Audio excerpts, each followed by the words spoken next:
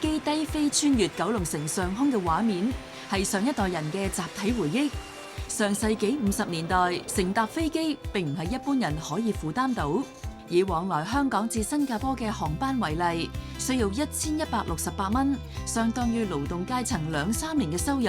不過，隨住香港經濟起飛，國泰成為好多港人外遊嘅首選航空公司。因為佢路線比較多，選擇比較多，無論去東南亞又好，去美加啊，或者內地又好啊，都有佢嘅路線咯。咁所以一諗就會揀佢先咯。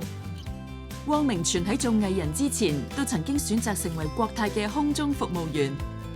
我唔知點解係一揀就揀國泰，可能係我家姐喺國泰做啦。好專業啦啲空姐，同埋好 service 咯，又叻又可以講好多國嘅語言。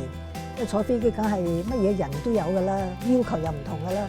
咁我覺得佢哋好盡心盡力咁樣，我哋覺得好享受咯。翱翔萬里，神采飛揚。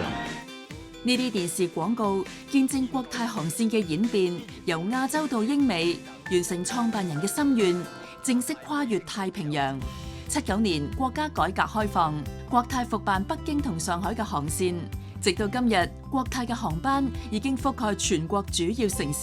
其實係都用咗國泰航空公司幾十年，咁係一個俾我哋乘客咧係一個信心嘅。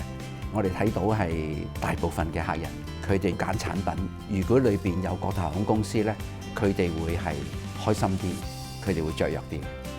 下一集會睇下國泰點樣為香港培養未來領袖。